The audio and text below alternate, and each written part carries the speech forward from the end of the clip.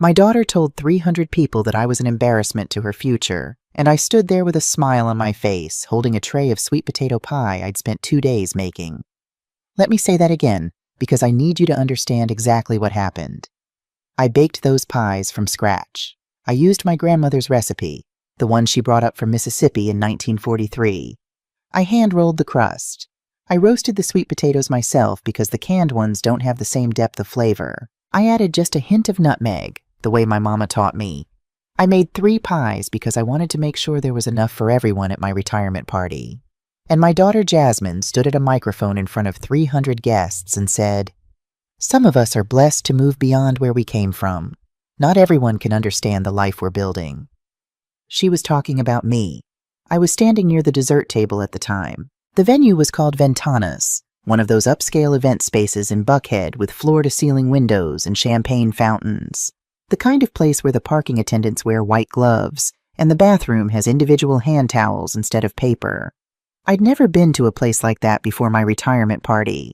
I didn't even know Jasmine was planning it there. She'd told me it was going to be at the church fellowship hall. But there I was, holding my grandmama's pie on a tray I'd borrowed from Patricia, my best friend, wearing my best church dress, the floral one with the modest neckline that I'd bought at Macy's on sale 3 years ago.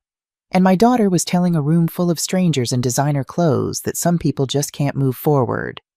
I saw the reactions. That's what I remember most clearly. Not Jasmine's face, not the exact words she used. I remember the faces in the crowd. Some people looked uncomfortable. They shifted in their seats and looked down at their champagne flutes. Those were the decent ones, the ones who recognized cruelty when they saw it. But others? Others nodded. They smiled knowingly. One woman, Vanessa Thompson, the mother of Jasmine's fiancé, started a slow clap, like my daughter had just said something brave, something profound. My best friend Patricia tried to stand up. She was sitting at table 12, the table in the back corner where they'd put me. Patricia pushed her chair back, her face twisted in anger, and she opened her mouth to say something. But Jasmine saw her and held up one perfectly manicured hand. "Miss Patricia," Jasmine said into the microphone, her voice sweet as poison. "Please, this is a celebration of moving forward." Patricia froze, and in that moment I knew. I knew that if Patricia, a woman who taught 6th grade for 36 years and wasn't afraid of anyone, was being silenced, then this wasn't an accident. This wasn't my daughter having a bad day or saying something thoughtless in the heat of the moment. This was intentional. I set the pie tray down on table 12. My hands were steady. I'm proud of that. My hands didn't shake. I picked up my purse, the black leather one that Bernard, my late husband, had given me for our 20th anniversary. The clasp was wearing out and the strap was a little frayed, but it was mine, and it reminded me of a man who loved me. I walked toward the exit. The room had gone quiet. Not silent. There was still music playing from somewhere, some jazz instrumental that probably cost more per minute than I made in an hour as a teacher. But the conversation had stopped. People were watching me leave. My heels clicked on the marble floor. Click, click, click. Each step echoed in that big, expensive room. No one stopped me. No one called my name. Jasmine was still standing at the microphone, watching me go with an expression I couldn't read. I made it to the glass doors. Patricia caught up with me in the lobby. "Bella," she said, using the nickname she'd called me since we were student teachers together in 1982. "Bella, I'm coming with you." I turned to look at her. Patricia's eyes were wet with tears, but her jaw was set in that way that meant she was ready to fight. "No, baby," I said quietly. "Stay." "Stay?" Patricia looked at me like I'd lost my mind. After what she just... "I need you to stay," I repeated. I put my hand on her arm. "I need you to remember everything." Patricia stared at me for a long moment. Then understanding dawned in her eyes. She knew me well enough to know that when I got quiet, I wasn't defeated. I was thinking. She nodded once, squeezed my hand, and went back inside. I walked out to the parking lot. My car was easy to find. It was a 2015 Honda Accord, silver, with a dent in the back bumper from where I'd backed into a pole at the Kroger 2 years ago. It was surrounded by Teslas and Mercedes and one bright red Porsche that probably cost more than I'd made in 5 years of teaching. I got into my car. I sat in the driver's seat with my hands on the steering wheel. I didn't start the engine. I couldn't. Not yet. My whole body was vibrating with something I couldn't quite name. It wasn't anger. Not yet. It was more like the feeling you get right before a storm hits, when the air gets heavy and the sky turns that particular shade of greenish gray. I took off my glasses. I'd worn glasses since I was 12 years old. Thick lenses, the kind that made my eyes look too big when I was young. I'd gotten contacts once in the 80s, but they irritated my eyes. So glasses it was. For 52 years, I'd looked at the world through these lenses. I folded them carefully and set them on the passenger seat. Then I looked at my reflection in the rearview mirror. Without my glasses, my reflection was blurry, soft around the edges. Maybe that's how Jasmine saw me now. Blurry, indistinct, easy to ignore. I said out loud, to my own reflection, to the empty car, to God maybe. All right then. That was the last time I said nothing. I need to take you back so you understand how we got here. So you understand who I was before that night, and who my daughter used to be before she decided I was something to be ashamed of. My name is Isabella Caldwell. I was born Isabella Marie Johnson on March 15, 1960, in a town called Valdosta in southern Georgia. My daddy worked at a sawmill. My mama cleaned houses for white families in town and took in ironing on the side. We lived in a shotgun house with 3 rooms and an outhouse in the back. I was the oldest of 5 children. I was also the first person in my family to graduate from high school. I tell you that not to brag, but so you understand what it meant when I got accepted to Spelman College in Atlanta in 1978. I got a full scholarship. My mama cried for 3 days straight. My daddy didn't say much. He wasn't a man of many words.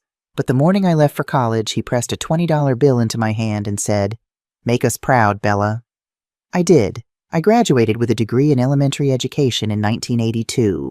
I met Bernard Caldwell at a church social my junior year. He was 21, working at the post office, taking night classes at Georgia State. He was quiet and steady and kind. We got married 3 months after I graduated, in a small ceremony at Ebenezer Baptist Church. We couldn't afford a honeymoon, so we spent our wedding night in a motel near the airport and drove back to the apartment Bernard had been renting in the West End neighborhood of Atlanta. It was a 1-bedroom on the 2nd floor. The carpet was brown shag and the kitchen was so small you couldn't open the oven and the refrigerator at the same time. But it was ours. I started teaching 3rd grade at Douglas Elementary School in August of 1982. 23 years old, fresh out of college, walking into a classroom of 28 8-year-olds who were about to teach me more than I'd ever teach them. I taught for 38 years, same school, same grade, 3rd grade, year after year after year. Do you know what you learn when you teach the same grade for 38 years? You learn that every child is carrying something. Some of them are carrying hunger. They come to school and their stomachs are growling because breakfast was a maybe and dinner was a hope. Some of them are carrying fear. They flinch when you raise your hand to point at the board because raising hands means different things in different houses. Some of them are carrying anger so big they don't have words for it yet, so it comes out in fists and kicks and words that make the other kids cry. And some of them, the lucky ones, are carrying joy. They're carrying curiosity. They're carrying the belief that the world is big and beautiful and waiting for them. My job was to help them all carry their loads a little easier, and when I could, to trade out the heavy things for lighter ones, to trade hunger for full bellies. I kept granola bars in my desk drawer for 38 years. To trade fear for safety. I never raised my voice in my classroom. Never. To trade anger for understanding, or at least for better words to name what they were feeling. I taught 847 students in those 38 years. I have all their names written down in a composition notebook I kept in my desk. Every single one. First name, last name, year. Some of them I remember like they just left my classroom yesterday. Some of them I have to work a little harder to picture. But they were all mine, for 9 months each, and I loved every single one of them. In 1986, Bernard and I bought our first house. It was in the West End, on Martin Luther King Jr. Drive, 1,400 square feet. 3 bedrooms, 1 bathroom, built in 1952. The inspection report said it needed a new roof and the plumbing was questionable, and there was water damage in the back bedroom. We bought it anyway. It cost $45,000. We didn't have $45,000. Bernard worked double shifts. I worked summer school and tutored on the weekends. We saved for 2 years before we had enough for the down payment. The day we signed the papers, Bernard's hand was shaking so hard he could barely write his name. We were 29 years old and we were homeowners. We planted a magnolia tree in the front yard the day we moved in. It was just a sapling, barely 3 feet tall. We stood in the yard with the moving boxes still piled in the living room, and Bernard dug the hole while I held the tree straight. He said, "This tree's gonna outlive us both, Bella. Long after we're gone, this tree's gonna be here." He was right about the tree, wrong about himself. Jasmine was born 3 years later, in 1989. Jasmine Louise Caldwell, 7 pounds, 3 ounces. Born at Grady Memorial Hospital at 4:47 in the morning on June 12th. I remember Bernard holding her for the first time, this big, strong man cradling this tiny person, and the tears just streaming down his face. We brought her home from the hospital on a Tuesday. Bernard carried her in the front door, and I swear that house got brighter the moment she entered it. We put her in the yellow nursery we'd painted ourselves. Yellow because we didn't know if we were having a boy or a girl, and yellow seemed happy. Optimistic. We were happy. We were optimistic. The first time Jasmine called me Mama, I was changing her diaper. She was 14 months old. She looked right up at me with those big brown eyes and said, "Mama," clear as day. I started crying right there, standing over the changing table with a dirty diaper in one hand. I loved being her mother. I loved all of it. The late-night feedings, the first steps, the skinned knees, the terrible twos that weren't actually that terrible. I loved packing her lunch for her first day of kindergarten. I loved helping her learn to read. I loved braiding her hair on Sunday mornings before church, her sitting between my knees while I worked coconut oil through her curls. Bernard loved being her father. He worked long hours at the post office, took overtime whenever he could get it, but he was always home for dinner, always home to read her a bedtime story, always home on Saturdays to take her to the park or to get ice cream. Jasmine was smart, scary smart. She was reading at a 4th grade level by the time she finished 1st grade. She was doing algebra in 5th grade. She got into the gifted program at her school. She won the spelling bee 3 years in a row. She played clarinet in the school band. She ran track. She was everything. She got accepted to Howard University. Full ride. Bernard and I drove her up to D.C. the August before her freshman year. We helped her move into her dorm room. When it was time to leave, Bernard hugged her so tight I thought he might crack one of her ribs. I couldn't even hug her. I just stood there crying, trying to memorize her face. On the drive back to Atlanta, Bernard reached over and took my hand.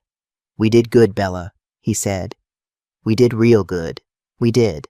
We gave our daughter everything we had. We gave her a home with a roof that didn't leak. We'd gotten it fixed by then. We gave her food on the table every night. We gave her books and music lessons and a college education. We gave her safety and love and the belief that she could be anything she wanted to be. And she did become something. She got her bachelor's degree in business. She got a job at a marketing firm in Atlanta. She moved back home after college, lived with us for 2 years while she saved money. Then she got her own place, a little apartment in Midtown, then a better job, then a condo. Bernard was so proud. "Our baby girl's doing it," he'd say. "She's really doing it." Then Bernard died. It was March 7th, 2018, a Wednesday. I came home from school and found him in his reading chair in the living room.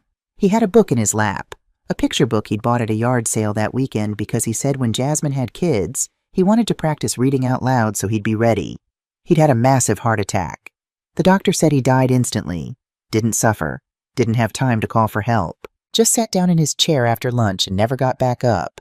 He was 58 years old. I was 58 years old, and suddenly I was a widow.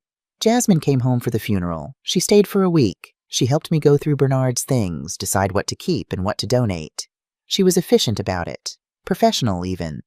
She made lists and set up appointments with the insurance company and the bank. She helped me figure out his pension and his life insurance. Bernard had a $180,000 life insurance policy through the post office. After the funeral expenses, I had about $150,000 left. Jasmine helped me set up a savings account. She said, "Mom, this needs to last you. Don't touch it unless it's an emergency." I didn't. I lived on my teacher's pension, $3,400 a month, and my Social Security when I turned 62. I didn't touch Bernard's insurance money except for real emergencies, like when the roof started leaking again in 2019 and I had to get it repaired, or when the hot water heater died in 2021. Jasmine came around less and less after Bernard died. She was busy, she said. Work was demanding. She was trying to make vice president. She was traveling a lot. I understood. I was busy too. I still had my students. I still had my church. I still had Patricia. But I missed her. I missed my daughter. I missed the little girl who used to curl up next to me on the couch on Saturday mornings while we watched cartoons. I missed the teenager who used to tell me everything about her day. I missed the young woman who used to call me just to talk, just to hear my voice. Then, 2 years ago, Jasmine met Darius Thompson. Darius was 35, 5 years older than Jasmine. He was a tech entrepreneur, something to do with software. I never fully understood it. His family had money, real money. His father owned commercial real estate all over Atlanta. His mother, Vanessa, didn't work. She did charity events and sat on boards and wore jewelry that cost more than my annual salary. The first time Jasmine brought Darius to Sunday dinner, I knew something had changed in my daughter. She used to come to my house in jeans and a t-shirt. She'd come into the kitchen and stick her finger in whatever I was cooking and steal a piece of cornbread before it made it to the table. She'd kick off her shoes and curl up on the couch and tell me stories about work, about her friends, about her life. That Sunday, she came in a pantsuit, high heels, hair straightened and pulled back in a severe bun. She didn't go into the kitchen. She sat in the living room with Darius and made small talk like I was someone she'd just met. When I brought out the food, fried chicken, collard greens, macaroni and cheese, cornbread, the same meal I'd been making for Sunday dinner for 30 years, Darius smiled politely and said, "This looks delicious, Mrs. Caldwell. Very traditional." Traditional. Like it was a museum piece. Like it was something quaint and outdated. Jasmine barely ate. She pushed the food around on her plate and kept checking her phone. After they left, Patricia came over. She always came over after Sunday dinner. She took one look at my face and said, "What happened?" "I don't know," I told her. "I don't know who that was, but that wasn't my daughter." Things got worse from there. Jasmine started critiquing me. Small things at first. "Mom, you should really update your wardrobe. Those dresses make you look so old-fashioned."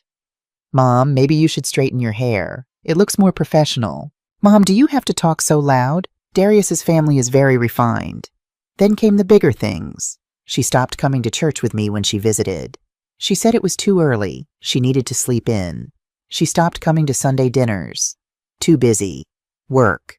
Plans with Darius's family. She asked me not to call her at work anymore. She'd call me when she had time. She asked me not to tell certain stories when I did see her. "Mom, please don't talk about the chitlin suppers at church. It's embarrassing." "Mom, please don't mention that you and Daddy used to live in that tiny apartment. Darius's parents don't understand that kind of struggle." The worst was when she asked me not to come to her company Christmas party last year. She said it was just for employees and spouses. Then I saw pictures on her Facebook page, pictures of the party, pictures of other people's parents. I wasn't invited because I was an embarrassment. I knew it, but I didn't say it. I just smiled and said, "Oh, I understand, baby. You have a good time." I was shrinking myself to fit into her new life, making myself smaller and quieter and less visible, hoping that if I just didn't take up too much space, maybe she'd still love me. Then, last May, I retired. I'd been planning it for 2 years. 38 years was enough. I was 64 years old. I was tired. My knees hurt from standing all day. My eyes were getting worse. I wanted to have time to read for pleasure, to travel a little, to volunteer at the church. I mentioned it to Jasmine on the phone. "Baby, I'm retiring in June. Just thought you should know." There was a pause. Then she said, "Mom, I want to throw you a retirement party." My heart swelled. This was it. This was my daughter coming back to me. She wanted to celebrate me. She wanted to honor the work I'd done. "Oh, Jasmine, you don't have to do that," I said. "I want to," she insisted. "You deserve it. Let me do this for you, Mama." Mama, she called me Mama. She hadn't called me that in over a year. "Okay," I said. "Okay, baby, thank you." She told me she'd take care of everything. She'd plan the whole thing. All I had to do was show up. She asked me who I wanted to invite. I gave her a list of names. Patricia, of course. My other teacher friends from Douglas Elementary. My pastor, Reverend Hayes. Some ladies from my church choir. Some neighbors. Maybe 30 people total. "Is that all?" Jasmine asked. "Well, I don't need anything big," I said. "Just something simple at the church fellowship hall would be perfect." Mom, let me handle it, Jasmine said. Trust me. So I did. I trusted her. The week before the party, Patricia came over. We were sitting on my front porch, drinking sweet tea and watching the evening come on. The magnolia tree Bernard and I had planted was blooming, big white flowers that smelled like heaven. Patricia was quiet. Too quiet. Finally, she said, Bella, have you seen the venue for your party? No, I said. Jasmine's handling everything. Why? Because I drove past it yesterday, Patricia said. It's called Ventanas. It's in Buckhead. It's one of those fancy event spaces that costs a fortune. Well, maybe she got a good deal, I said. Patricia turned to look at me. Bella, something doesn't feel right. Why is she controlling everything? Why won't she let you help? Why didn't she want your input on the guest list? She's just trying to make it nice, I said. She's finally making time for me, Patricia. After 2 years of barely seeing her, she's doing something for me. Patricia shook her head. Baby, people make time when they want to be with you. They take control when they want to use you. I should have listened to her. I didn't. The night of the party came, July 20th, 2024, a Saturday. Patricia picked me up at 5:30. The party was supposed to start at 6. I was wearing my best dress, navy blue with little white flowers. I'd bought it at Macy's 3 years ago, on sale for $49. I'd had my hair done at the salon earlier that day, washed and set and curled, the way I'd been wearing it since I was 30. I was wearing the pearl earrings Bernard had given me for our 25th wedding anniversary. I'd made 3 sweet potato pies that morning, used my grandmother's recipe. Patricia helped me carry them to the car, carefully covered in aluminum foil. When we pulled up to Ventanas, my stomach dropped. The building was all glass and steel, modern and gleaming. There were valets in white uniforms taking people's cars. There was a red carpet leading to the entrance. This can't be right, I said. This is the address, Patricia said quietly.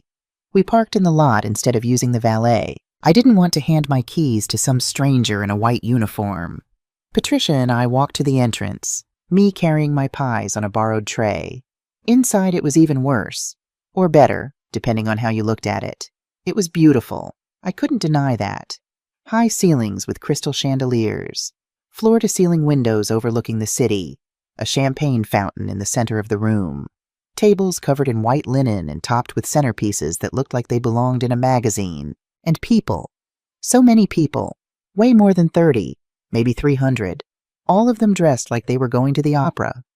Designer dresses, expensive suits, jewelry that caught the light and threw it back in shards. I looked down at my $49 dress and felt something in my chest shrink. Jasmine saw me from across the room.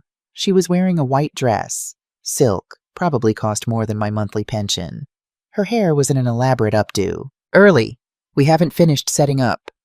Early, we haven't finished setting up. Baby, I said, I brought the pies. We have a dessert vendor, Jasmine interrupted. Professional. That was the first knife. Small, but it went in clean. Oh, I said. Well, I already made them, so maybe we can just put them out with the other desserts? Jasmine looked at the tray in my hands like I was holding a dead fish. Just put them on the family table in the back. We'll see. The family table in the back. Patricia's hand found mine and squeezed. That's when I knew this night wasn't going to be what I'd hoped for. That's when I knew my daughter had invited me to my own retirement party so she could show 300 people exactly how far she'd risen from where she'd come from. And where she'd come from was standing in the lobby in a $49 dress, holding homemade pies like some kind of relic from a past she wanted to forget. I drove home in silence. Patricia had offered to follow me, to stay with me, but I told her I needed to be alone. That wasn't quite true. I didn't need to be alone. I needed to think without someone watching me, waiting for me to break. The drive from Buckhead to West End takes about 25 minutes on a Saturday night. 25 minutes of streetlights blurring past, of other people's lives happening in the cars around me. A young couple laughing in a convertible, a family with kids in the back seat, the blue glow of tablets lighting their faces. Normal people having normal Saturday nights. I wasn't crying. That surprised me. I kept waiting for the tears to come, for the dam to break, but my eyes stayed dry. My hands stayed steady on the wheel. My breath stayed even. Maybe I was in shock. Or maybe, and this felt truer, maybe I'd already done my crying. Maybe I'd been crying for 2 years, every time Jasmine canceled a Sunday dinner or asked me not to tell a story, or looked at me like I was something she needed to manage rather than someone she loved. I pulled into my driveway at 7:43. I know because I looked at the clock on my dashboard before I turned the car off. 7:43 on Saturday, July 20th, 2024. The night I stopped being someone's mother and became someone's problem. The magnolia tree was a dark shape against the darker sky. The porch light was on. I always left it on, a habit from when Jasmine was young and Bernard worked late, and I wanted them to see a light waiting when they came home. I unlocked the front door and stepped inside. The house smelled like sweet potato pie. I'd left the windows open that morning to air out the kitchen, and the scent had settled into everything. Into the curtains, into the furniture, into the walls themselves. I didn't turn on the lights. I walked through the dark living room, past the couch where Jasmine used to curl up on Saturday mornings, past the bookshelf filled with Bernard's books, past the TV we'd bought on sale at Best Buy in 2010 and never replaced because it still worked just fine. I sat down in Bernard's reading chair. It was a recliner, brown leather, worn soft in all the places his body had pressed against it over the years. The springs creaked when I sat down. They always did. Bernard used to joke that the chair announced his arrival, so I'd always know when he was settling in for the evening. I sat in the dark in my dead husband's chair, and I looked at our wedding photo on the mantel. We were so young in that picture, 23 years old, both of us. Bernard in a rented tuxedo that was a little too big in the shoulders. Me in a white dress my mama had made by hand, sitting at her sewing machine for 3 weeks straight, determined that I'd have a proper wedding dress even if we couldn't afford to buy one. We were standing outside Ebenezer Baptist Church. Bernard's arm was around my waist. My head was tilted toward his shoulder. We were both smiling like we'd just won the lottery. In a way, we had. We'd found each other. We'd built a life. We'd made a child and raised her and loved her and given her everything we had. And she'd stood in front of 300 people and called it all small. I talked to Bernard then. I know some people might think that's crazy, talking to a photograph of a man who's been dead for 6 years. But I'd been talking to him since the day he died, sometimes out loud, sometimes just in my head. It helped. It made the house feel less empty. They think I'm just an old woman, I said to his photo. They don't know what I built. They don't know what we built. Bernard's smile didn't change. It never did. But I could hear his voice in my head anyway, clear as if he was sitting next to me. Show them, Bella. Show them what you're made of. I don't know how, I whispered. Yes, you do. You've been teaching lessons your whole life. This is just another one. I sat there for a long time, an hour, maybe 2. The house settled around me, the small creaks and sighs of an old building relaxing into the night. The refrigerator hummed in the kitchen. A car drove past outside, headlights briefly illuminating the living room before moving on. Finally, I stood up. My knees popped. They always did these days. I walked to the hallway closet where I kept my important papers. Bernard had installed a filing cabinet there years ago, one of those old metal ones with 4 drawers. He'd brought it home from the post office when they were upgrading their equipment. I opened the second drawer. Inside were folders, all labeled in Bernard's neat handwriting. He'd always been meticulous about our paperwork. If something happens to me, he used to say, I want you to be able to find everything you need. I pulled out the folders, one by one, and carried them to the dining room table. House deed, life insurance documents, bank statements, Jasmine, school records, tax returns, medical records. I spread them out on the table, turned on the overhead light, and started reading. The sun was coming up when Patricia let herself in the front door. She had a key, had had one since Bernard died, just in case. She found me at the dining room table, still in my navy blue dress, surrounded by papers.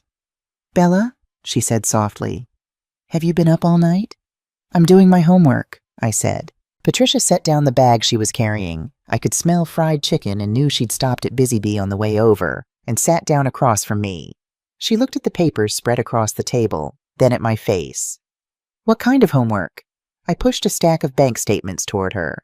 Look at these. Look at the dates. Patricia put on her reading glasses and started going through the statements. They were from the joint checking account I'd opened with Jasmine 5 years ago. She'd suggested it after Bernard died. Just in case you need help with something, Mom, she'd said. Just for emergencies. I watched Patricia's face as she read, watched her eyes widen, watched her jaw tighten. Bella, she said quietly, this is $25,000, I said, over the last 2 years. $5,000 in March 2023. She said her car needed emergency repairs. $8,000 in August 2023. She said she had a medical bill. $12,000 in January 2024. She said someone stole her identity and she needed to freeze her accounts while she sorted it out. Were any of those things true? Patricia asked, though her tone said she already knew the answer. Her car never needed repairs. She traded it in for a new one 3 months later. There was no medical bill. I called her insurance company yesterday, pretended I was her, said I needed to verify a payment. They said her account was clear, no outstanding bills. And the identity theft? I laughed, but there was no humor in it. She was posting pictures on Facebook the whole time, pictures at expensive restaurants, pictures at the spa, pictures of a new designer purse she bought. Patricia set the statements down carefully, like they might explode. She stole from you. She did. We need to call the police. This is theft. This is elder abuse. I shook my head. No. What do you mean, no? I leaned back in my chair. My spine ached from sitting in the same position for hours. If I go to the police, what happens? They investigate. Maybe they press charges, maybe they don't. Either way, Jasmine plays the victim. She'll cry and say I'm confused, that I gave her permission, that I'm getting old and I don't remember things clearly. She'll say she was trying to help me manage my money because I'm not capable anymore. Patricia opened her mouth to argue, but I held up my hand. And even if the police believe me, I continued, even if they press charges, what then? It becomes a court case. It drags on for months, maybe years. And the whole time everyone's talking about the bitter old mother who's trying to put her successful daughter in jail. Jasmine becomes the victim of a vindictive, senile old woman who can't accept that her daughter has moved on. So what are you going to do? Patricia asked. I pulled another piece of paper from the pile. It was a real estate listing I'd printed from my laptop earlier that morning. A luxury condo in Buckhead. $1.2 million. 3 bedrooms, 3 bathrooms, floor-to-ceiling windows, concierge service, rooftop pool. What's this? Patricia asked. It's the condo Jasmine and Darius are buying. I pointed to a line of text at the bottom. See that? Contract pending, contingent on family contribution. I did some research. That means they need money from someone to close the deal. A lot of money. Patricia studied the listing. How much? $400,000. I pulled out another paper, the most recent appraisal of my house. My house is worth $420,000. I had it appraised 6 months ago when I was thinking about getting a reverse mortgage. Understanding dawned on Patricia's face. They're going to try to get you to sell your house, or sign it over, or move to a senior living community and let them handle the sale. I pulled out one more document. This one I'd found tucked inside Jasmine's old school folder, a brochure for Peaceful Pines Senior Living. It had a sticky note in Jasmine's handwriting. Mom, look into this. Nice place, very affordable. Patricia took the brochure. Her hands were shaking. When did she give you this? She didn't. I found it when I was looking through her school records. She must have left it here months ago, testing the waters. Patricia looked at the photos in the brochure. Peaceful Pines wasn't peaceful, and there were no pines. It was a state-subsidized facility 2 counties away. Shared rooms, linoleum floors, fluorescent lights, the kind of place where people went when they had no money and no one who cared about them. She was going to put you in there, Patricia said. Take your house, sell it, use the money for her condo, and put you in there. Yes. Patricia stood up so fast her chair fell backward. I'm calling her right now. I'm calling her and I'm telling her exactly what I think of her and her— No, I said firmly. Sit down, Patricia. Bella, sit down. Patricia righted her chair and sat, but she looked like she might launch across the table at any moment. I leaned forward. Here's what I know. I know my daughter stood in front of 300 people last night and humiliated me. I know she's been stealing my money. I know she's planning to take my house. And I know that if I confront her privately, she'll gaslight me. She'll twist everything around until I'm the one apologizing. So what's your plan? In 3 weeks, on August 10th, Jasmine is having her engagement party. Same venue, same people. Darius's family will be there. Her bosses will be there. Everyone who was at my retirement party will be there.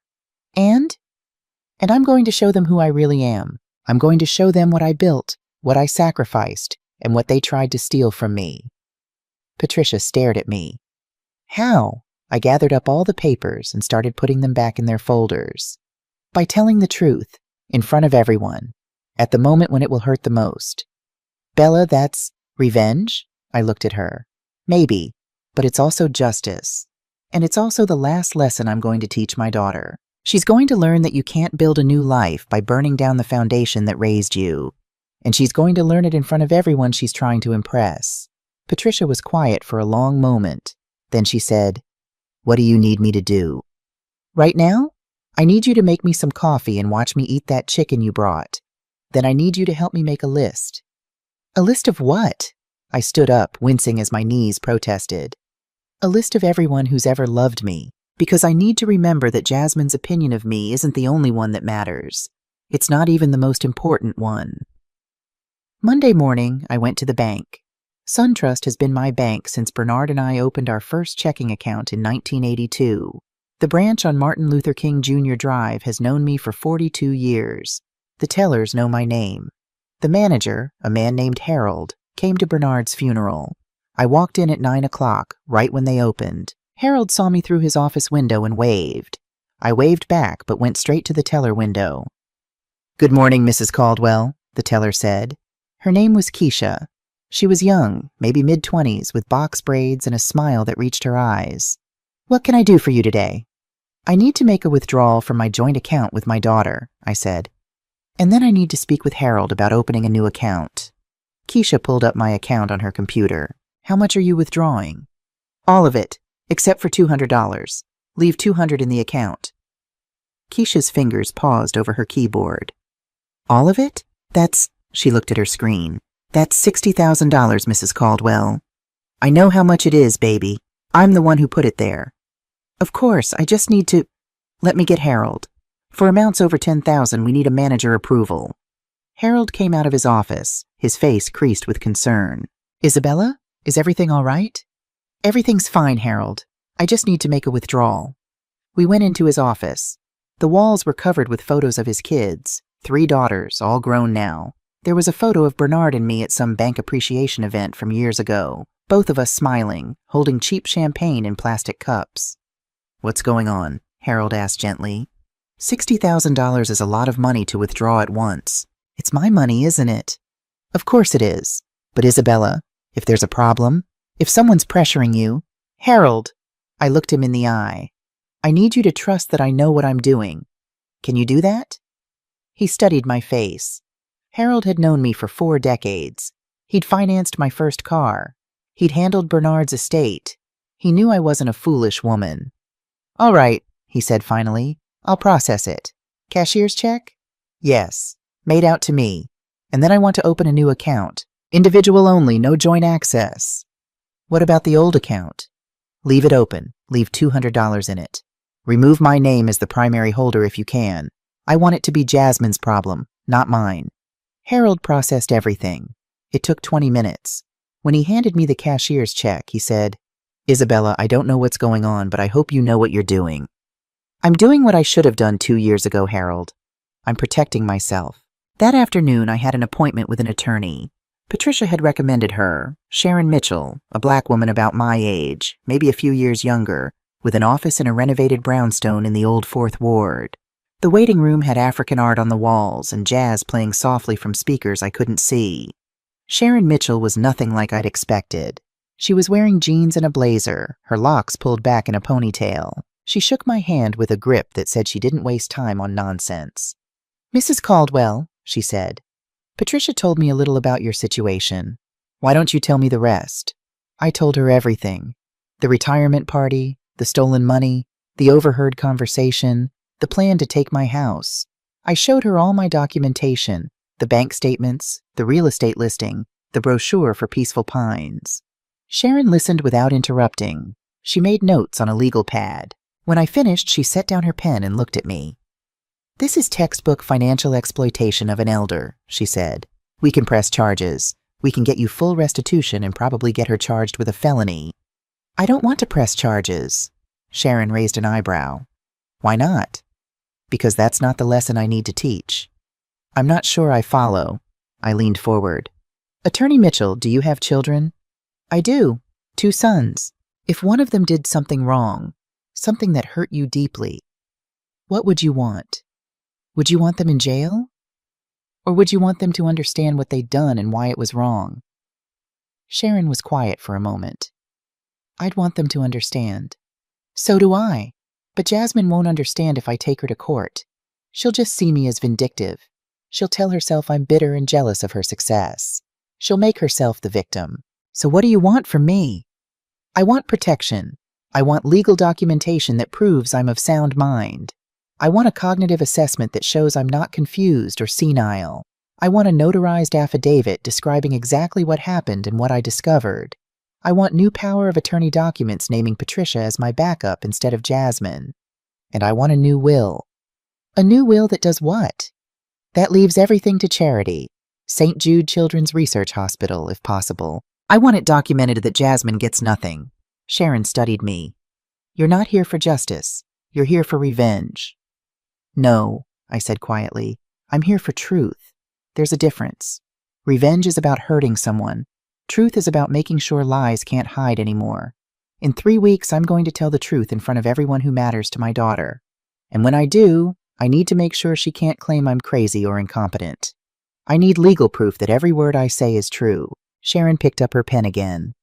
All right then, let's make sure you're bulletproof. Over the next 2 days, Sharon arranged everything. I went to a neurologist she recommended, Dr. Susan Park, a woman with kind eyes and a gentle manner. She put me through a battery of cognitive tests, memory tests, reasoning tests, tests where I had to draw clocks and remember lists of words and answer questions about current events. At the end of 2 hours, Dr. Park smiled at me. Mrs. Caldwell, your cognitive function is excellent. Better than most people half your age, frankly. There's no indication of dementia, confusion, or impairment of any kind. Can you put that in writing? Already done. Attorney Mitchell asked me to prepare a detailed report. It'll be notarized and dated. The next day, I sat in Sharon's office and gave a sworn, notarized statement describing everything that had happened. Every detail of the retirement party, every withdrawal from the joint account, every piece of the plan to take my house.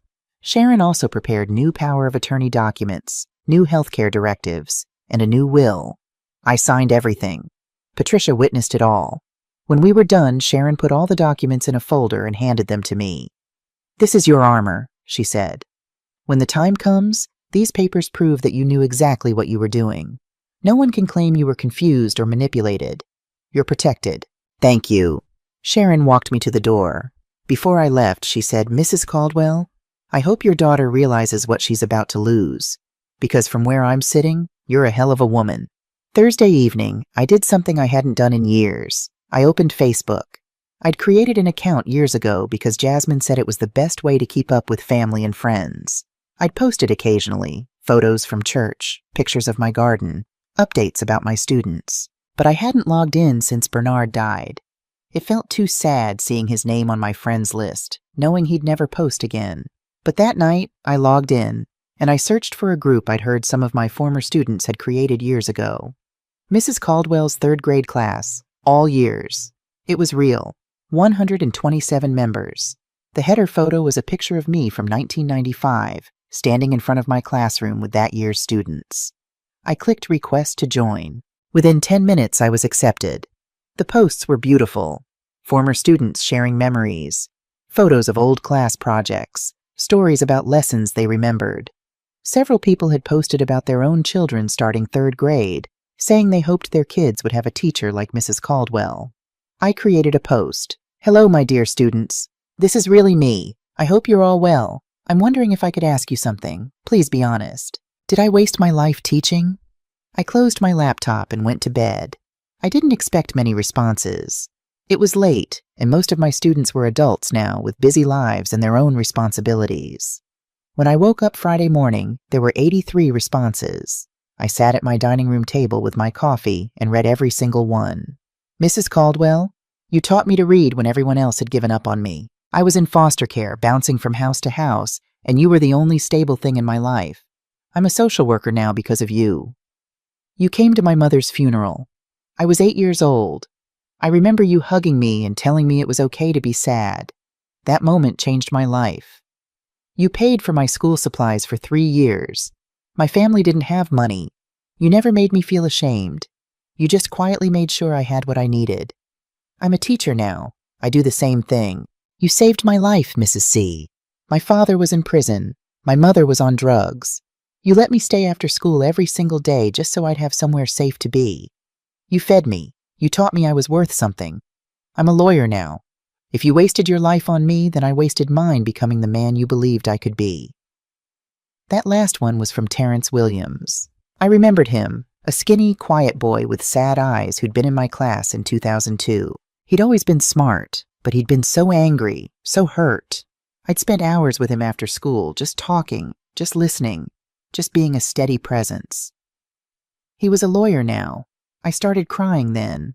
Not sad tears, relief tears. Jasmine thought I'd wasted my life. She thought what I'd done was small and meaningless. But I'd taught 847 students. I'd touched 847 lives. And even if only 10 of them became better people because of me, even if only 5 of them, even if only 1, that wasn't small. That was enormous. That was a legacy bigger than any condo in Buckhead. I commented on Terrence's post. Thank you for becoming who you are. I'm proud of you. He responded immediately. Mrs. C, are you okay? Do you need anything?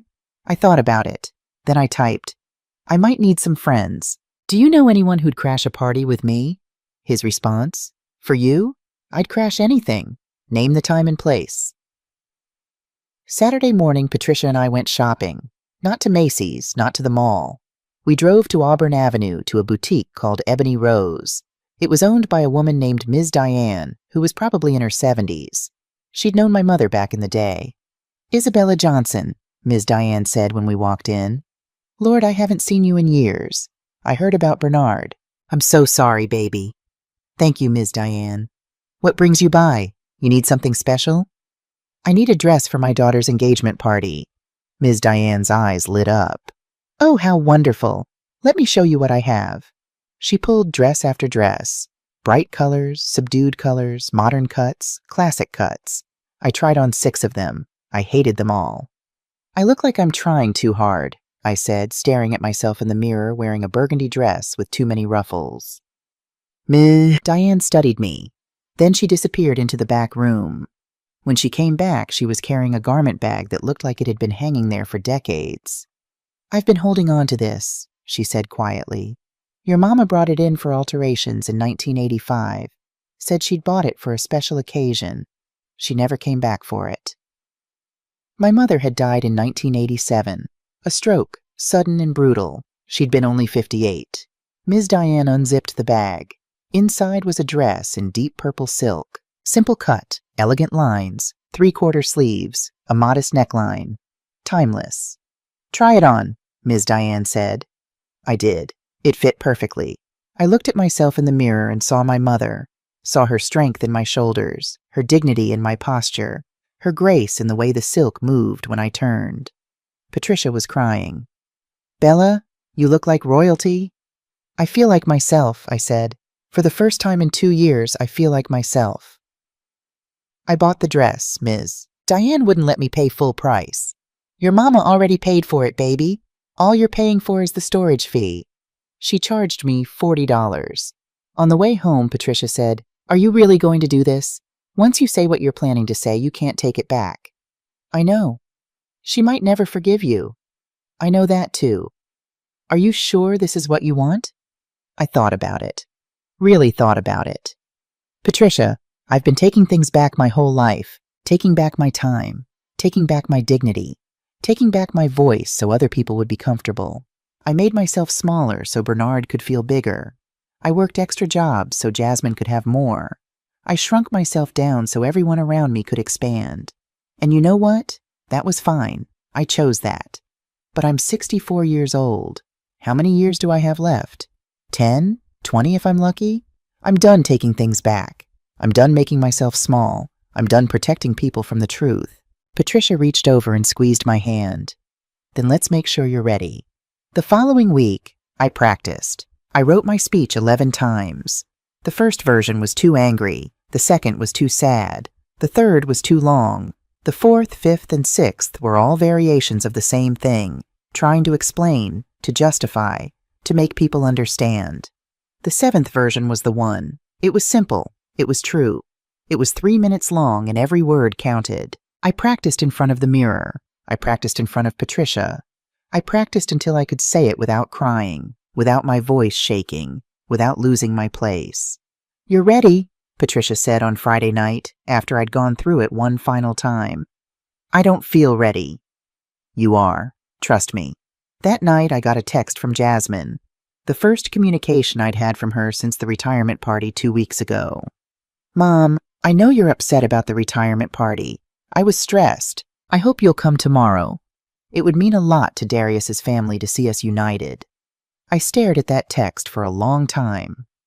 It would mean a lot to Darius's family. Not to her, to Darius's family. I was a prop in my own daughter's life. Patricia was sitting next to me. "What are you going to say?" I typed. "I'll be there. What time should I arrive?" Jasmine's response was immediate. 6 p.m. And Mom, please dress appropriately. Darius's family is very particular. I typed back. "Don't worry, baby. I'll wear something special." I deleted the text thread. I didn't want to look at it anymore. Patricia said, "Are you sure you want to do this?" I thought about the 83 responses on Facebook. I thought about Terrence Williams saying I'd saved his life. I thought about 847 students whose names I had written down in a composition notebook. I thought about my mother's purple dress hanging in my closet. I thought about Bernard in his reading chair, practicing reading to grandchildren he'd never meet. "Yes," I said. "I'm sure." Saturday, August 10th arrived clear and hot. Atlanta in August is like breathing soup, but I didn't mind. I'd lived here my whole life. The heat was familiar. I woke up at 6 o'clock. I'd barely slept. Every time I closed my eyes, I saw Jasmine's face from the retirement party, that mixture of embarrassment and superiority when she looked at me. I made coffee. I sat on my front porch and watched the sun come up through the magnolia tree. A mockingbird was singing somewhere, running through his repertoire of stolen songs. Bernard used to say that mockingbirds were the most honest birds because they admitted right up front that they were borrowing other birds' voices. "At least you know what you're getting," he'd say. I wished he was here. I wished I could ask him if I was doing the right thing. But I knew what he'd say. "Show them who you are, Bella. Show them the woman I married." Patricia arrived at 2 o'clock. She'd brought food, fried chicken again because she knew I wouldn't eat otherwise, and she'd brought something else. A makeup bag. "Sit down," she said. "We're doing this right." She did my makeup. Foundation, powder, lipstick in a shade called Raisin. She lined my eyes with a soft brown pencil. She'd learned how to do makeup from YouTube tutorials, watching videos on her phone late at night. "There," she said, turning me toward the mirror. "You look beautiful." I did. I looked like myself, but better. Not younger. I didn't want to look younger. I wanted to look like exactly who I was. A 64-year-old woman who'd lived and loved and lost and survived. Patricia did my hair next. She twisted it into an elegant updo, leaving a few silver curls loose around my face. She pinned it with bobby pins and finished it with hairspray. Then I put on my mother's dress. The purple silk whispered against my skin. I added my grandmother's pearls, the only valuable jewelry I owned, passed down from my father's mother, real pearls she'd saved for years to buy. I stood in front of my full-length mirror. The woman looking back at me was strong. She was dignified. She was beautiful, not because she was young or fashionable, but because she knew exactly who she was. Patricia stood behind me. "You ready?" "Almost." I went to my purse, the same black leather one I'd carried to the retirement party, and started loading it with documents. Bank statements showing the stolen money, the notarized affidavit from Attorney Mitchell, the cognitive assessment from Dr. Park, copy of my new will, photos of my mother, my father, Bernard, the composition notebook with 847 names. Patricia watched me. "You're going to war." "I'm going to tell the truth." Same thing, I suppose. We left the house at 5:30. I wanted to arrive exactly at 6. Not early. I wasn't going to give Jasmine the satisfaction of looking eager. Not late. I wasn't going to give her ammunition to call me rude or disrespectful. Patricia drove. I sat in the passenger seat with my purse in my lap, my hands folded over it. You can still change your mind, Patricia said. I know. You don't have to do this. Yes, I said quietly. I do. Because if I didn't do this, if I went to that party and smiled and made myself small and let Jasmine continue to erase me, then what was the point of the last 64 years? What was the point of teaching 847 students if I couldn't teach my own daughter the most important lesson? The lesson was this: you can't build a future by burning down the past. You can't rise by standing on someone else's back. And love, real love, doesn't come with conditions and shame. We pulled into the parking lot of Ventanas at 5:58. I sat in the car for a moment, looking at the building. Same glass and steel, same red carpet, same valets in white uniforms. But I was different. I wasn't the woman who'd walked out of here 2 weeks ago. That woman had been hurt and confused and diminished. The woman sitting in this car was armored in truth, and truth, I'd learned, was the only weapon that never missed. Give me strength, I whispered. I opened the door and stepped out into the evening heat. My purple dress caught the light. My grandmother's pearls rested against my collarbone. My mother's strength was in my spine. Patricia came around the car and linked her arm through mine. Let's go teach a lesson, she said. We walked toward the entrance together, head high, shoulders back. The last lesson was about to begin. The glass doors of Ventanas opened automatically as we approached, and a wave of cool air rushed out to meet the August heat. I stepped inside, Patricia's arm still linked through mine, and the first thing I noticed was the silence. Not actual silence. There was music playing, the same kind of sophisticated jazz that had been playing at my retirement party. There were voices, conversations happening in clusters throughout the room. But there was a pause, a breath held, as people turned to look at us. At me. I knew why. The last time these people had seen me, I'd been wearing a $49 dress and carrying homemade pies like some kind of relic from a past they'd all agreed to forget. I'd been the embarrassment, the problem, the woman who didn't understand that the world had moved on without her. But tonight, I looked different. The purple silk of my mother's dress caught the light from the chandeliers. My grandmother's pearls gleamed at my throat. My hair was perfect, my makeup understated but polished. I looked like what I was, a woman who'd lived 64 years with dignity and wasn't about to apologize for a single one of them. The whispers started almost immediately. I could hear fragments as Patricia and I walked deeper into the room. Is that Isabella? I didn't think she'd come after. She looks different. She looks good. That last one made me want to smile, but I kept my face neutral, calm. I was here for a purpose, and I couldn't let myself be distracted by vanity or vindication. Not yet. Across the room, near the bar, I saw Jasmine. She was wearing white again. A different dress from the retirement party, but still white, still expensive, still screaming, "Look at me. Look at how far I've come." She was talking to Darius's mother, Vanessa, but her eyes found mine across the crowded room. I watched her face change.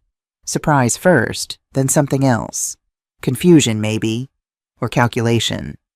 She'd expected me to stay home, to nurse my wounds in private. Or maybe she'd hoped I'd come looking defeated, giving her another chance to demonstrate her superiority in front of her future mother-in-law. She hadn't expected this. Jasmine excused herself from Vanessa and started walking toward us. She was smiling, but it was the smile she used for clients, for her bosses, for people she needed something from. Professional. Plastic. "Mom," she said when she reached us. Her eyes traveled over my dress, my hair, my pearls. "You came. You look nice." Nice. Not beautiful. Not elegant. Nice. The kind of word you use when you're trying to be polite but can't quite manage enthusiastic. "Thank you, baby," I said. My voice was steady.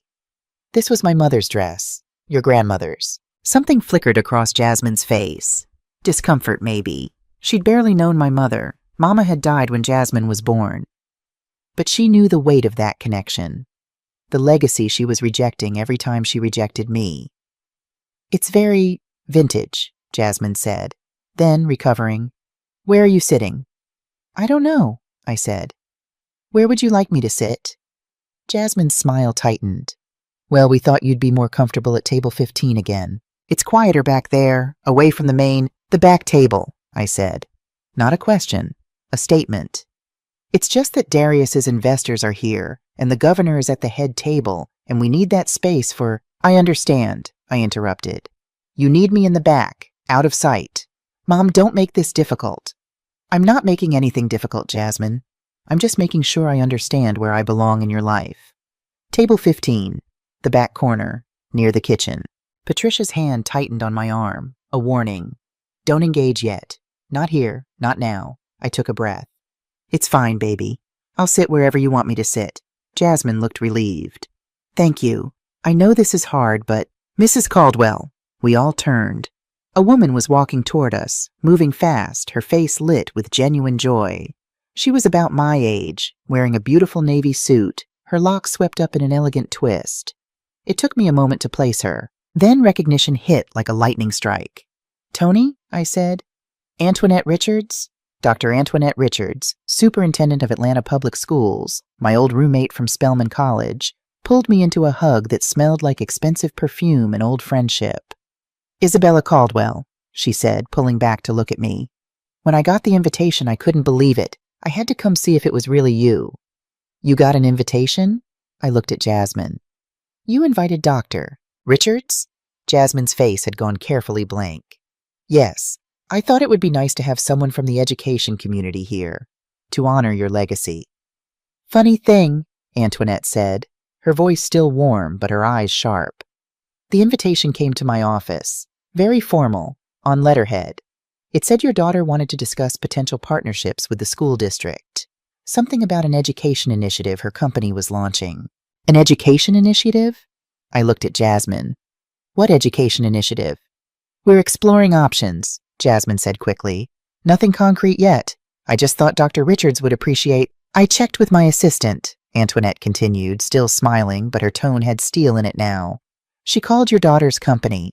There is no education initiative, no partnership proposal, no outreach program, just an invitation to an engagement party. The air between us went cold. You used my career, I said quietly. You used my reputation, my work, to get the superintendent of Atlanta Public Schools to come to your party, so you could impress people. I didn't, Jasmine started. Yes, I said, cutting her off. You did. Antoinette was looking at Jasmine now, and her expression had gone from warm to icy. Your letter specifically mentioned your mother's 38 years of service to APS. It said you wanted to honor the legacy of educators like Isabella Caldwell. It said you were committed to supporting public education. I am committed, Jasmine tried again.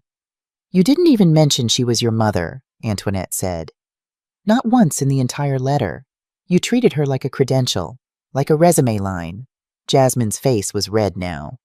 I need to check on the caterer, she said abruptly. Excuse me. She walked away fast, her heels clicking on the marble floor. Antoinette watched her go, then turned to me. Isabella, I'm sorry, I had no idea. It's not your fault, I said. You came because you thought someone cared about education. You came because you're a good person who supports good causes. I came because your name was on that letter, Antoinette said. I came because I remember you from Spelman. Remember how hard you worked. Remember how much you cared. I thought if your daughter was anything like you, I wanted to meet her. She paused. I was wrong. Patricia cleared her throat. We should probably find our table. You're at table 15? Antoinette asked. When I nodded, her jaw tightened. The back table, the one near the kitchen. It's fine, I started. No, Antoinette said firmly. It's not fine, but I have a feeling it's about to be. She looked at me, really looked at me, and I saw understanding dawn in her eyes. She'd known me for over 40 years. She knew I didn't do things without purpose. You're planning something, she said softly. I'm planning to tell the truth, I replied. Antoinette smiled then, slow and sharp. Good, I'll make sure I have a front row seat. Patricia and I made our way to table 15, same location as the retirement party, same view of the kitchen doors swinging open and closed, same message. You don't matter enough to sit with the important people. But this time, the table wasn't full of strangers. Terrence Williams was there, wearing a sharp suit and a wide smile. So was Maya Johnson, the former student who'd become a teacher herself, and Kenny Davis, who now owned a construction company. Mrs. C, Terrence said, standing when we approached. "You look amazing." "What are you all doing here?" I asked, though I knew the answer. "Miss Patricia said you might need backup," Maya said. "We weren't about to let you face this alone." Kenny pulled out a chair for me. "Besides, you came to my mama's funeral when I was 8 years old. Least I could do is show up for a party." I sat down, my throat tight with emotion.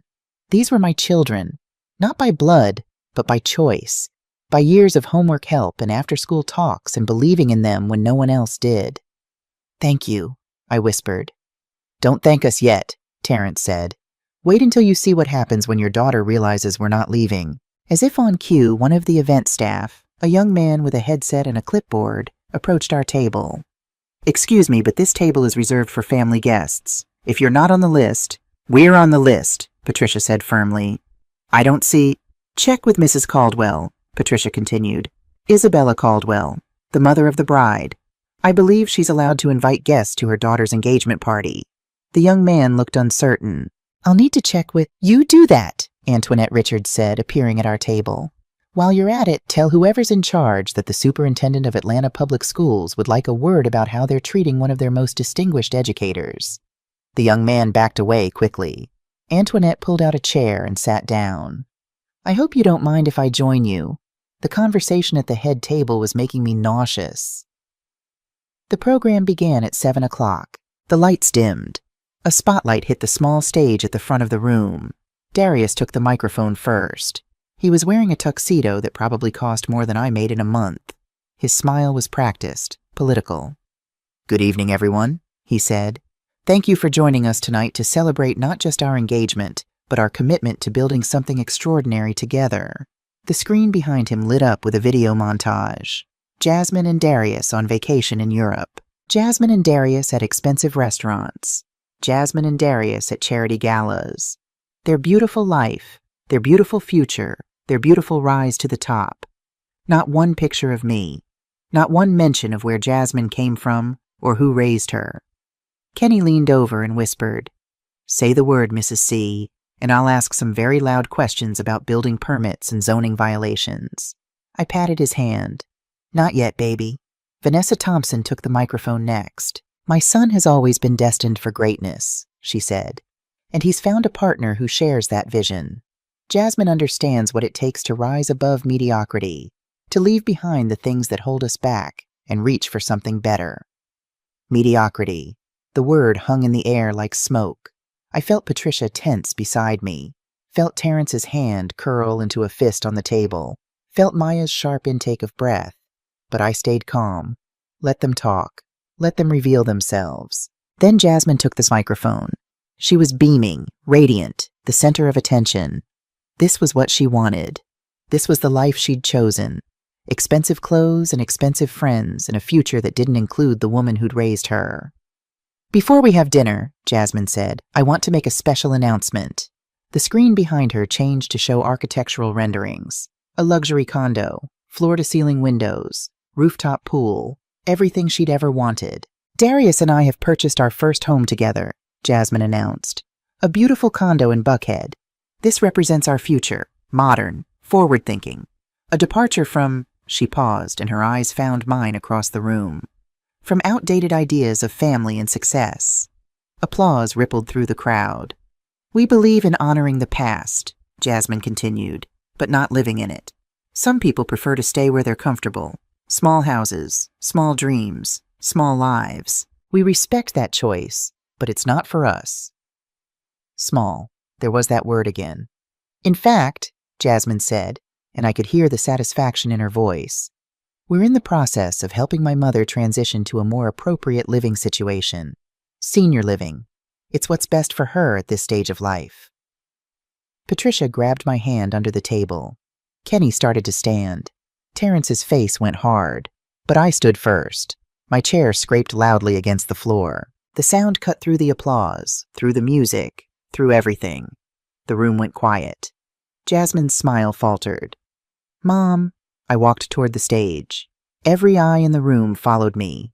300 people watching Isabella Caldwell in her mother's purple dress and her grandmother's pearls walk from table 15 to the front of the room. I reached the stage, looked at my daughter, extended my hand. "May I?" I asked.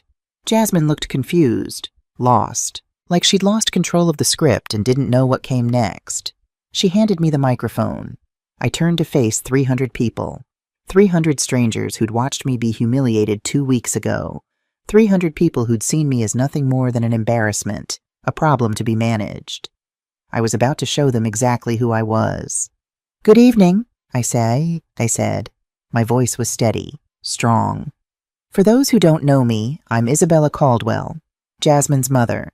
The woman she just told you prefers small dreams." There was nervous laughter from the crowd, uncomfortable shifting in seats. "She's not wrong," I continued. "I do live in a small house, 1,400 square feet, 3 bedrooms, 1 bathroom, built in 1952. The floors creak. The AC breaks every summer. It's worth about $420,000. I looked directly at Jasmine. "It's also the house I bought with my husband Bernard in 1986. We paid $45,000 for it. Bernard worked double shifts at the post office.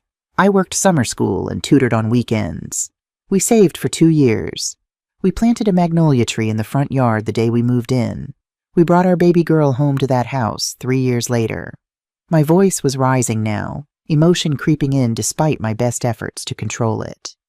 "Bernard died in that house 6 years ago. Heart attack, in his reading chair. I found him with a book in his lap. He was reading a children's story, practicing for when our grandchildren came." I paused. Let that image settle over the room. "My daughter told you I prefer small dreams. I taught elementary school for 38 years, 3rd grade. I taught 847 students. I have their names written down in a notebook in my purse. Would you like to hear them?" Silence. "3 of them are in this room tonight. Terrence Williams." I pointed to our table. Terrence stood. "He's a lawyer now." "Maya Johnson." Maya stood. "She's a teacher." "Kenneth Davis." Kenny stood. "He owns his own construction company. They came tonight because they remembered who I was to them. Do you know why I needed them here at my daughter's engagement party?"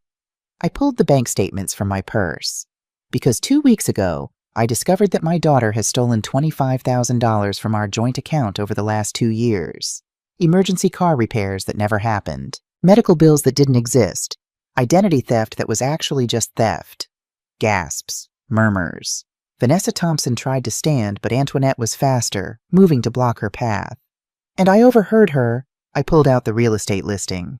"Tell her fiancé that she plans to pressure me into selling my small house so she can buy her big one. Senior living, she calls it.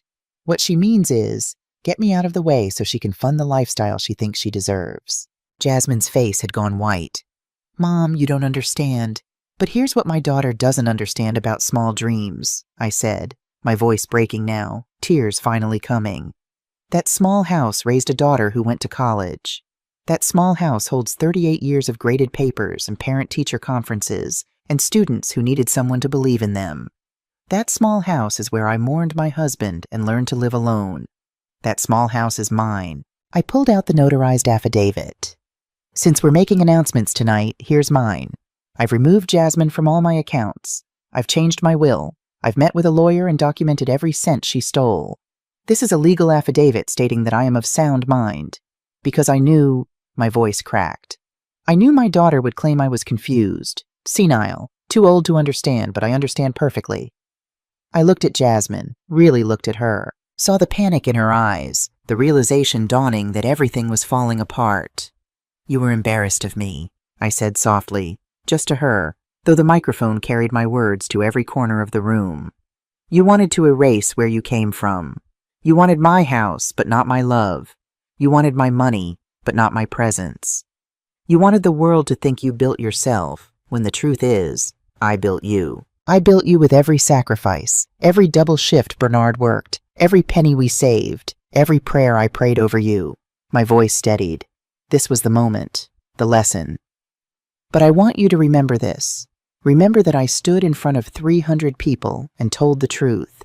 Remember that I loved you enough to let you go when you were ashamed of me, and I loved you enough to fight back when you tried to steal from me. And when you sleep in your beautiful Buckhead condo, when you look at your expensive furniture and your curated life, I want you to ask yourself one question." I leaned closer to the microphone. The room was absolutely silent. Was it worth it? Was it worth losing the woman who would have died for you? I set the microphone down on the stage. Not dropped, set. Carefully, deliberately. Then I walked off the stage and toward the exit. Complete silence followed me. Then from table 15, slow clapping. Terrence, then Maya, then Kenny, then Patricia, then Antoinette Richards, standing now, applauding. Then Dr. Lorraine Bennett, my former principal, standing at table 8. Then, one by one, people who'd been silent at my humiliation 2 weeks ago found their voices. Not everyone. Not Vanessa Thompson or Darius's colleagues or the investors Jasmine was trying to impress. But enough. Enough to know that truth had been heard. I walked toward the glass doors.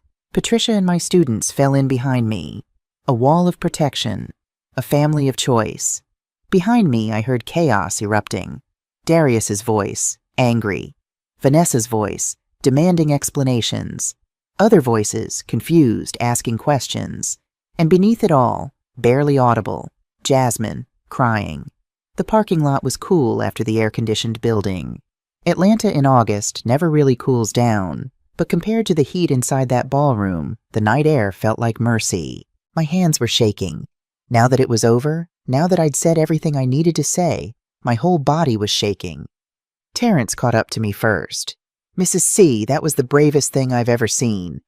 "You taught us to stand up for ourselves," Maya added, her voice thick with emotion. "Thank you for showing us how." Kenny was more practical. "My crew can come change your locks tomorrow, free of charge.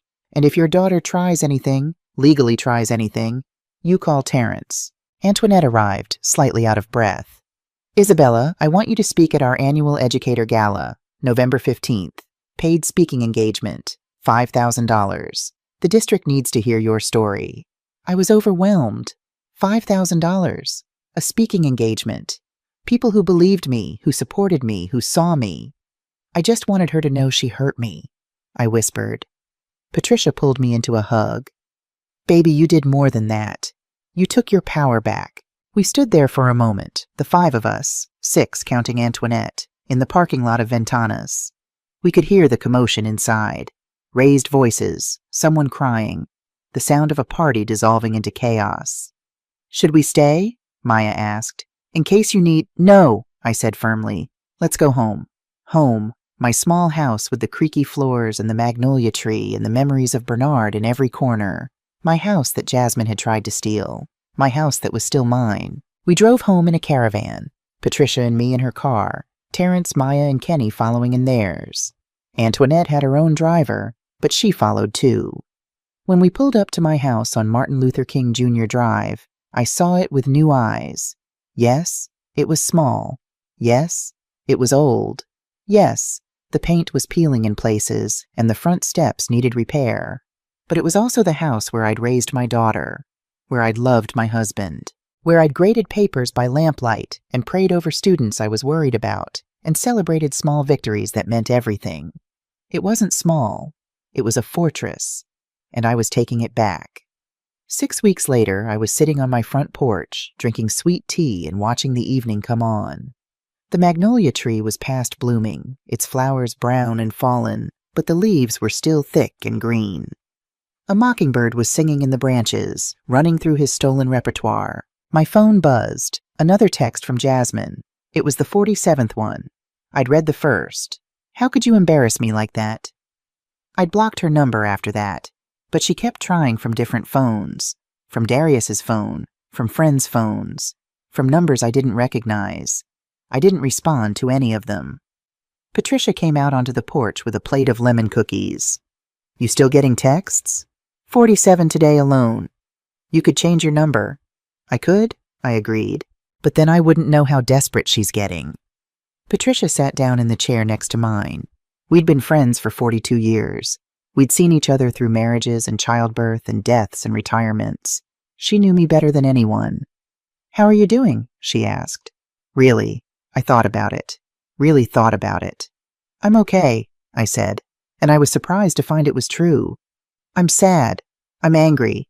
I cry sometimes when I see mothers and daughters together. But I'm also free. For the first time in 2 years, I don't feel like I have to shrink myself to fit into someone else's life." I don't have to apologize for who I am or where I came from. The GoFundMe hit $50,000 yesterday, Patricia said. The GoFundMe. My former students had started it 2 days after the engagement party. Honor Mrs. Caldwell, they'd called it. A fund to help me in retirement, to make sure I was taken care of, to show me that I mattered. $50,000. From former students I'd taught decades ago. From people who remembered that I'd believed in them when no one else did. That's not small, I said quietly. No, Patricia agreed. That's enormous. We sat in comfortable silence for a while. Then Patricia said, Sharon called. She said Jasmine's lawyer reached out. They want to settle. They'll pay back the $25,000, plus interest, in exchange for you not pressing charges. What did you tell her? I told her I'd ask you. But Bella, you know if you accept the settlement, you're basically letting Jasmine buy her way out of consequences. I thought about it. $25,000 was a lot of money. But teaching Jasmine that money could solve everything. That was exactly the wrong lesson. Tell Sharon no, I said. I don't want the money. I want an apology, a real one, in writing, acknowledging what she did and why it was wrong. And if she doesn't, then she doesn't. But I'm not taking money instead of accountability. I taught for 38 years. I never let a student buy their way out of facing what they'd done. I'm not starting now. Patricia smiled. Bernard would be proud of you. I hope so. My phone buzzed again. Another text from an unknown number. This time I looked. Mom, please. I'm sorry. I was wrong. Can we talk?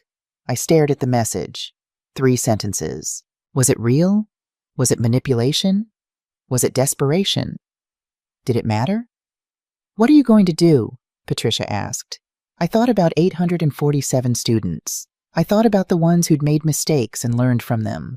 I thought about the ones who'd apologized and meant it and become better people. I thought about the ones who'd never apologized, who'd doubled down on their mistakes, who'd blamed everyone but themselves. Which one was Jasmine? I didn't know yet. Time would tell. I deleted the text. Right now? I said to Patricia. I'm going to drink my tea and watch the sunset and listen to that mockingbird sing his stolen songs. Tomorrow I'm going to the church to help with the food pantry. Next week I'm meeting with Antoinette to plan my speech for the Educator Gala. Next month I'm going to visit my cousin in Savannah, something I haven't done in 10 years because I was always too busy taking care of other people. And Jasmine? I looked at the house that was mine, the house I'd fought for, the house that represented everything I'd built. If Jasmine wants to be part of my life, I said slowly, she knows where to find me. I'm not hiding. I'm not ashamed. I'm right here, in my small house with my big memories. And if she wants back in, she's going to have to walk through that front door and face the truth about what she did. Not with excuses, not with money, with honesty. And if she never does? That was the question, wasn't it? Could I live with losing my daughter permanently? Could I survive that grief? I looked at the magnolia tree Bernard and I had planted 38 years ago. It had survived droughts and storms and hard freezes. It was still standing, still growing. So was I. Then I'll grieve, I said honestly. I'll cry, and I'll miss the daughter I raised, and I'll wonder what I could have done differently. But I won't shrink myself to make her comfortable. I won't erase my life to make her feel better about hers. I won't apologize for the foundation that raised her just because she's ashamed of where she came from. Patricia reached over and squeezed my hand. You asked me 6 weeks ago if I wasted my life teaching, I continued. You know what I learned? Jasmine's opinion doesn't answer that question. 847 students answer that question. A $50,000 GoFundMe answers that question. Terrence and Maya and Kenny showing up to support me answers that question. So did you? Patricia asked softly. Waste your life? I smiled, really smiled. For the first time in 6 weeks, the smile reached all the way to my heart. No, I said. I didn't waste a single day. The sun was setting now, painting the sky in shades of purple and gold. The mockingbird was still singing. The magnolia tree was still standing. My small house was still mine, and I was still here. 64 years old, a widow, a retired teacher, a woman who'd raised a daughter who rejected her. But I was also Isabella Marie Johnson Caldwell, first in my family to go to college, teacher of 847 students, wife of Bernard Caldwell for 36 years, owner of a house bought with love and sacrifice, keeper of a legacy that couldn't be measured in square feet or bank accounts. I was not small. I never had been. And anyone who thought otherwise had simply been looking at the wrong measurements. My name is Isabella Caldwell. I'm 64 years old. I live in a small house with big memories, and I'm done apologizing for either one. Someone asked me if I regret what I said that night, if I wish I'd kept quiet to preserve the relationship. And I told them, I spent 64 years putting other people's comfort before my truth. My daughter spent her whole life watching me shrink myself to fit other people's expectations. Maybe I taught her the wrong lesson. So no, I don't regret it, because the most important lesson I ever taught wasn't in a classroom. It was in that ballroom, in front of 300 people.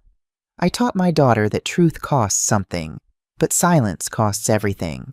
And if she never speaks to me again, that's her choice. But she'll know forever that her mama stood up, that her mama had a voice, that her mama was never small. She just married into a family and built a life with people who tried to make her that way. The door is always open, but she has to walk through it honestly. No more lies, no more shame, no more trying to erase the foundation that built her. Until then, I'll be right here, in my small house, living my big life, surrounded by people who know my worth. And that, my friends, is more than enough.